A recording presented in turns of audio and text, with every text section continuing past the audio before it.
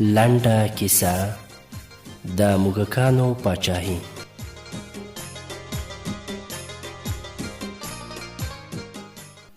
ځوان موږک وویل: پلاره، د پنیر دا ټوټه ډیره خوندوره ده.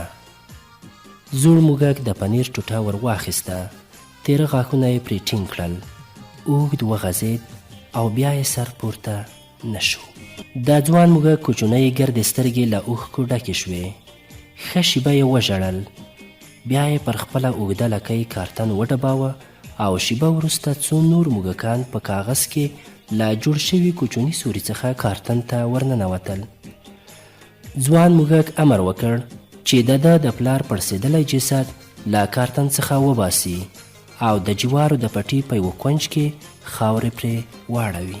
په لنډه موده کې اوازه خپره شوه چې ځوان موږک خپل پلار وژلی دی. ده ته یې د پنیر په ټوټه کې زهر ورکړي او د جوارو د پټي اوسیدونکي موږکان یې د زاړه پاچا له ظلمه ژغورلی دي.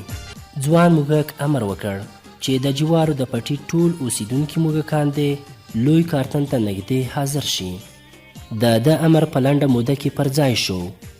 یوه چاغ موږک د پیپسي یو زنګ وهلی ټیمي بوتل وټنګاوه او په لنډ وخت کې لوی او واړه موږکان تر کارتن راتاو شول. دوی ټول غلي، ډنګر، عاجزه او ویرېدلي ښکارېدل. ځوان موږک د کارتن سر ته وخوت او په لوړ غږ یې وویل: ما د جوارو د پټي د اوسیدونکو موږکانو لپاره یوه لویه قرباني ورکړه. خپل پلار مې وواژه او تاسو مې د هغه له ظلمه خلاص کړئ. له دې ایسته به د ظلم په نوم څه نه وي. امر کوم چې د غوړو د لوی ټیم دروازه خلاصه او ټول بندي موږکان خوشي شي.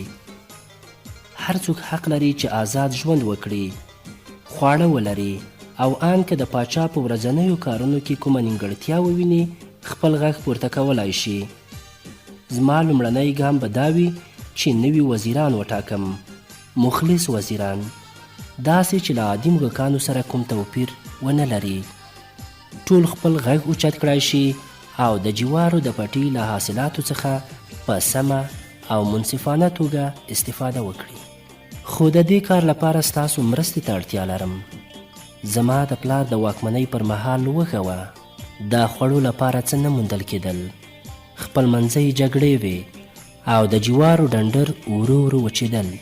موږ به هڅه وکړو چې په ګډه دا پټی بیرته زرغون کړو او ټول د اسراتمن ژوند څښتنان شو.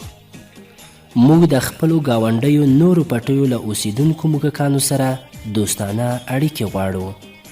د دوی کروندو ته په درنه سترګه ګورو او له دوی څخه هم تمه لرو چې د جوارو د پټي د حدودو درناوی وکړي.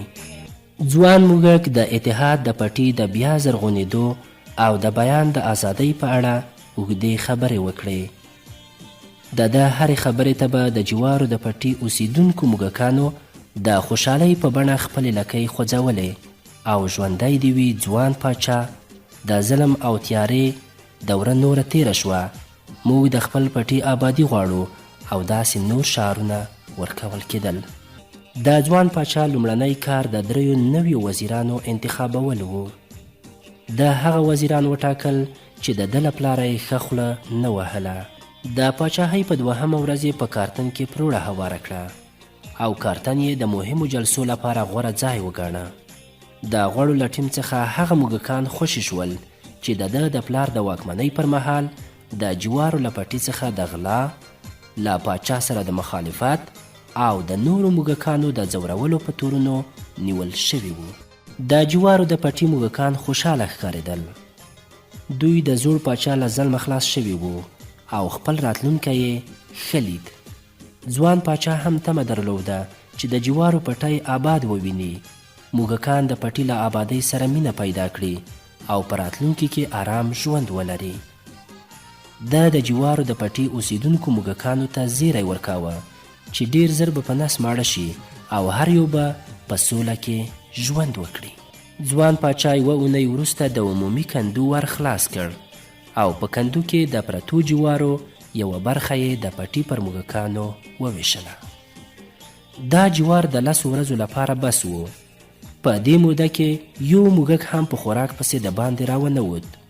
ټول په خپلو غارونو کې پراته وو. خوراک په اسانۍ ورسېده او بدنونو یې وازدې پیدا کړې وې. خو کله چې ذخیره جوار خلاص شول او خوبولي د باندې راووتل، پټی تر پخوا سپېره ښکارېده. موږکان بیا تر کارتن راتاو شول. دوی د نورو خوړو خواست وکړ، خو ځوان پاچا د جوارو ژیړو بوټو ته اشاره وکړه چې که دوی په ګډه پټي ته له نږدې لښتي څخه اوبه ورخوشې کړي، د جوارو بوټي بیرته شنه کېدای شي. ده زیاته کړه چې موږکان ډیر دي او په ګډه په خپلو تیرو نوکانو دا کار کولای شي. خو د موږکانو لومړی شرط په کندو کې د پاتې جوارو ورکول وو.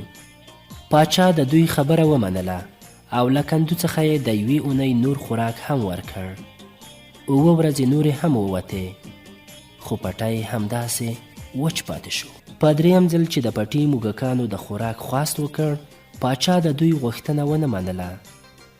دلیل یې دا و چې موږکان به تر څو په سوال چلیږي، دوی باید په خپله کار وکړي، د پټي په زرغونېدو کې برخه واخلي او د خوراک لپاره یو څه ومومي. د ځوان پاچا دا خبره د پټي په موږکانو ښه ونه لګېده او یوه بې کفایته پاچا وګاڼه. دې سپکاوي وزیرانو ته غوسه وروسته او ګنهګار موږک ته یې د سزا غوښتنه وکړه.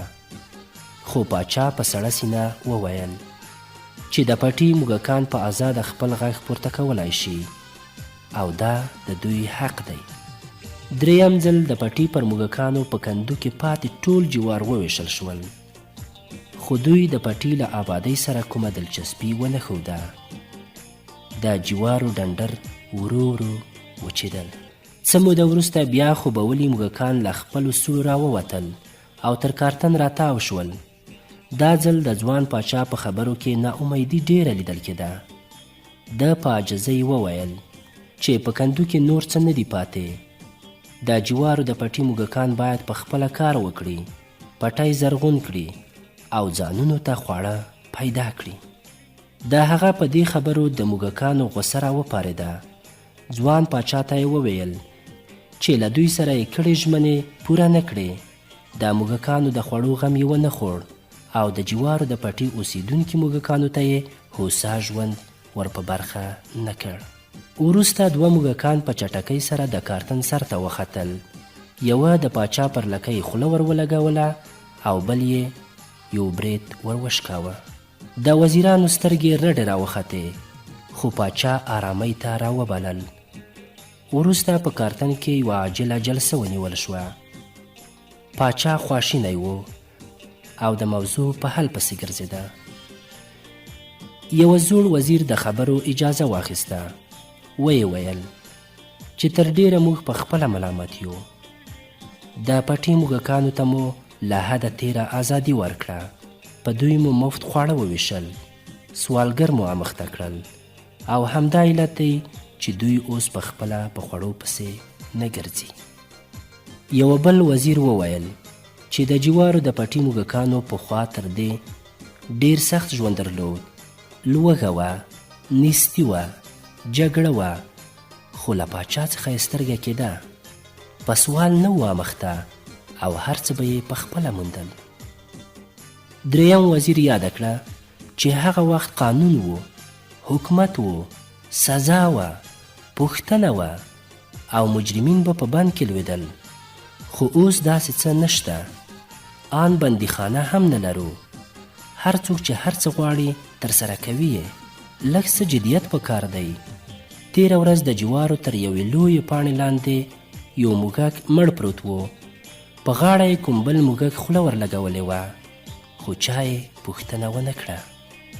زوړ وزیر د بندیخانې د بیا جوړېدو غوښتنه وکړه، خو پاچا دا وړاندیز ونه مانه او ویې ویل چې دی د سزا کلک مخالف دی. په دې توګه ورځې تېرې شوې، حالات خراب شول.